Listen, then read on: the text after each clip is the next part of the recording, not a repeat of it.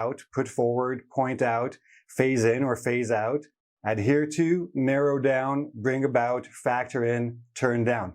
Now, just for a quick review, what is a phrasal verb?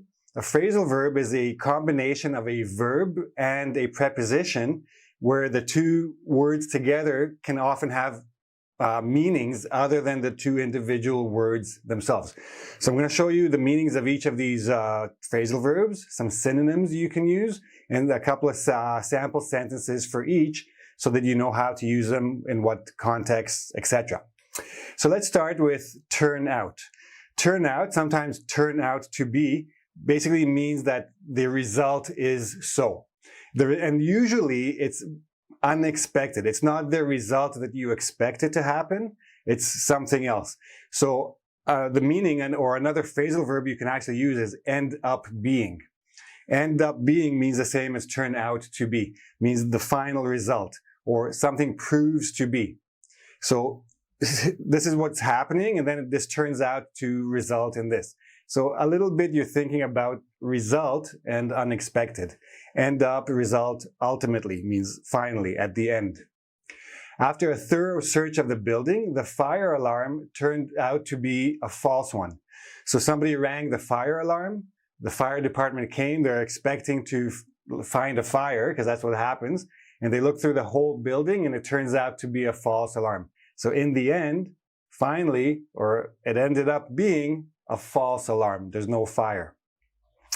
Be careful about what you include in your resume, because if it turns out that you can't do some of the things you claim there, your reputation will be damaged.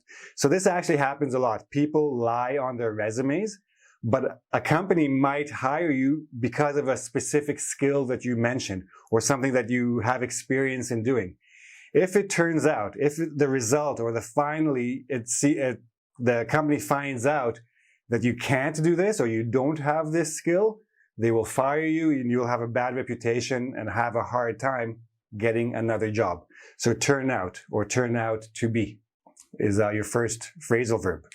Next, adhere to. Now here I also added a couple more. Abide by and comply with. All of these essentially mean the same thing. Adhere to has the literal meaning of stick, like physically stick, like glue, but it also means to follow or believe something strongly, like an idea or a principle or a religion, for example. Or it means to obey rules, laws, agreements. And abide by basically means keep, comply with means follow or do as you agree to do. In many situations, you can mix these phrasal verbs. The meanings are subtly different. Abide by means you keep the rules as they are written, as they were given. Comply with means do the action that you agreed to do. Adhere to basically means follow and obey the rules or the agreements that were made. Some synonyms: stick, attach, follow, obey. Stick and attach, that's the physical. So the patch, you have a, let's say you have a wallpaper on your wall, and there's a little hole. So you want to take a piece of wallpaper, like a small piece, and put it on top to cover it. So this is called a patch. Now, the only way that this patch will adhere to or will stick to the wall is if you remove the dirty surfaces. Like you have to clean it. So the patch will not adhere to a dirty surface. If it's not clean, it won't stick. That's the literal meaning of adhere to. Many people believe in God, even if they do not adhere to the teachings of any particular organized religion. So you can believe in God, but not adhere to Catholicism or Islam or Judaism, for example. Or you don't have to abide by the teachings. You don't have to keep them.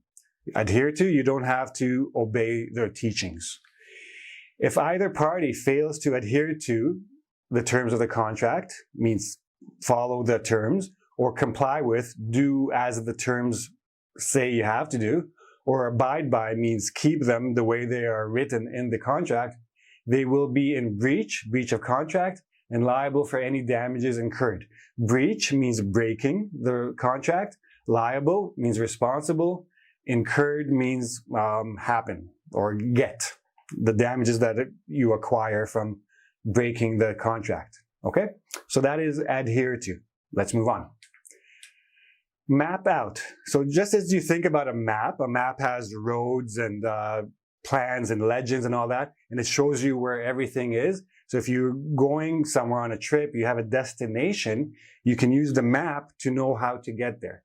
You can use the same idea when you're making a plan. You map out the way you're going to do it.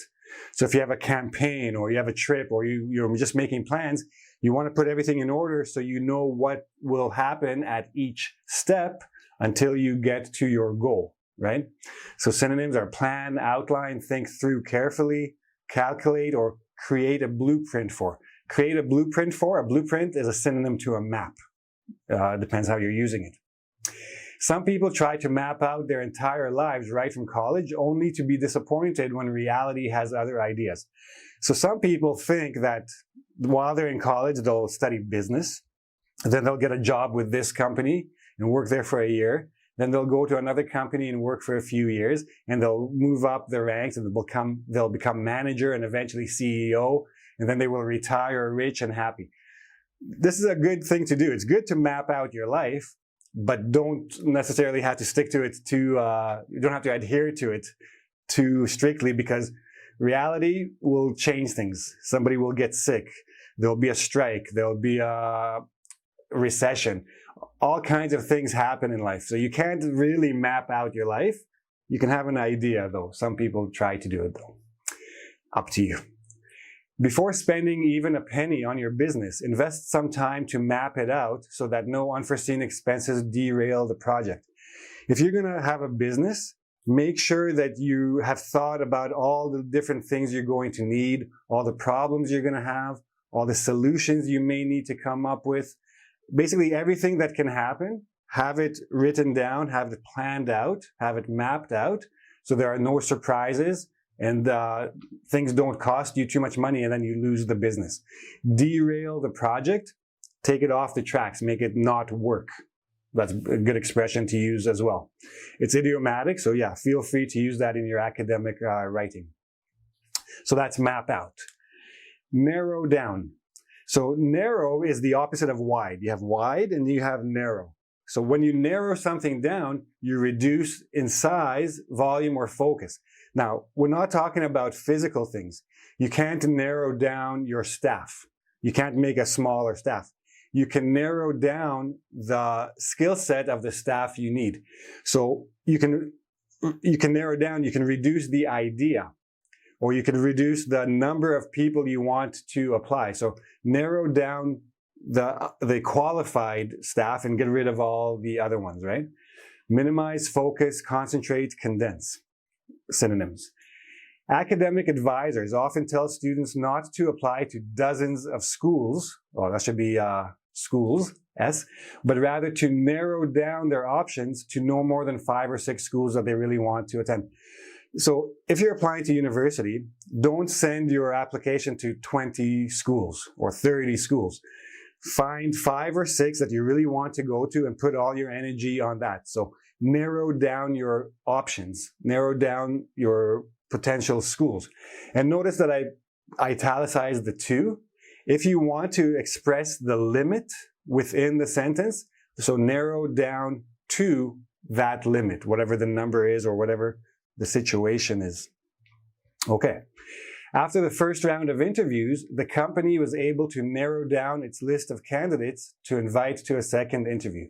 So a company put out an ad for new employees. 1,000 people applied. So obviously they're not going to interview 1,000 people. So they go through the resumes, they look at all the people who make mistakes. They get rid of those. So they've narrowed down their resume choices to 500.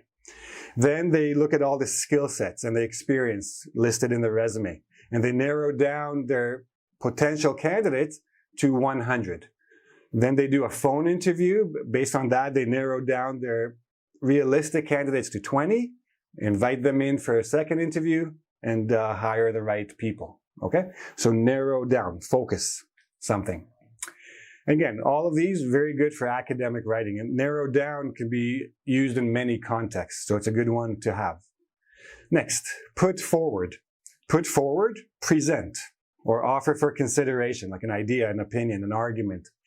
present, propose, offer, suggest. You can also put forward a person, means you nominate a person or you put that person up for consideration, for a vote, etc. The arguments put forward by this study are questionable. Means somebody put out a study, like a research study, but the arguments that this person presented are questionable because he didn't support it with the right type of analyses, for example. If you're writing an essay and the task for, again, IELTS or TOEFL, the task says some people believe that, you can say some people put forward the opinion or put forward the idea that. That's a good synonym to use for that. The outgoing CEO will put his deputy forward as a possible successor as she is ready to take over the job with a seamless transition. So I'm the CEO of a company. I'm retiring. I've had enough. I want my deputy, my second in charge, my second in command, to take over because she knows the business. She can take over very quickly. There's no training. There's no adjustment period. It is very seamless, very smooth transition. Okay? So that is put forward. Bring about. Bring about means cause something to happen. So cause, lead to, affect, generate, or make. So basically, you will create a result. And I'll show you that in a moment as well. Some sociologists are concerned that the rampant use or the widespread use of social media and the writing styles associated with it will bring about a rapid decline in future generations' literacy skills and employability. So these days, young people write mostly on social media. And they write, very short things, just words, maybe some emojis. They don't really use full sentences. The problem is that they're creating a bad habit. And if this bad habit continues, it will bring about a decline in their literacy skills. They won't be able to read like serious text. They won't be able to write well enough to communicate. They won't be able to get jobs. So this will be the result of this situation. This situation will bring about this result. Many economists agree that the fragile state of today's economy was brought about by. Now remember, a phrasal verb is still a verb. You can still use it with different tenses. You can use it in the active or the passive, etc. In this case, it's the passive. Was brought about by unchecked government spending. I can replace this phrasal verb. So the fragile state of today's economy is the result of, notice I changed the was to is because I'm talking about the result. I'm not talking about the cause of the result. So the bring about, you're talking about the cause and the result. And the result is just the result. So I hope that's a little bit clear. So that's bring about. Next. Point out. Now, literally, you can point something out with your finger. But in terms of writing, obviously your finger is not there, so you have to signal something, signify something. So bring attention to something. Literally with a finger, it should be a sign, not a sing. ID, say something, right? So you're identifying something, you're saying something about it. Synonyms: indicate, mention, remind, bring up. So bring up is another good phrasal verb. It means raise. Raise for discussion or raise as an objection, etc. When a municipality changes road rules, they usually place signs in affected areas to point out these changes. So before they change a speed limit from 60 kilometers per hour to 50 kilometers per hour, they will put all the signs around to point out to people that this road's speed limit will change in a couple of months. That way people are not suddenly surprised by it. Although the professor's example seemed relevant, a brave student was quick to point out a case study in which the principle would not work. So the professor brought an example to support whatever the topic of the class was, and a student pointed out or showed basically that this example doesn't work in this particular case. So this is a very important thing to remember about point out. Point out is usually used in reaction to something else. So you have an argument and then somebody points out a problem with the argument, or he can point out a support for the argument, right? The professor presented an example, the student pointed out a problem with that example. While this argument has merit, it is worth pointing out that it lacks a concrete example to support it. So worth pointing out is a good expression. It means it's important to mention that, and then whatever you're going to mention. So something is good, but it's also important to remember that something else. It's important to point out in reaction to that first thing, okay? So that is point out. Factor in. So factor in, you're usually talking about including or making a calculation. That's where the factor comes in. So to consider certain details while planning something or making calculations, you want to include certain details. So consider, account for, include are synonyms. Account for, another phrasal verb that you can use in your writing. If you are making plans to travel to Canada in the winter, be sure to factor in the weather when packing your clothing. So when you're thinking about the clothes to wear, don't forget to consider to include warm clothing because the winters there are very cold. You know, sometimes -20, -30 in the winter. So make sure you have gloves, scarf, hat, etc. Many small businesses fail because the owners did not factor in unexpected costs before starting out.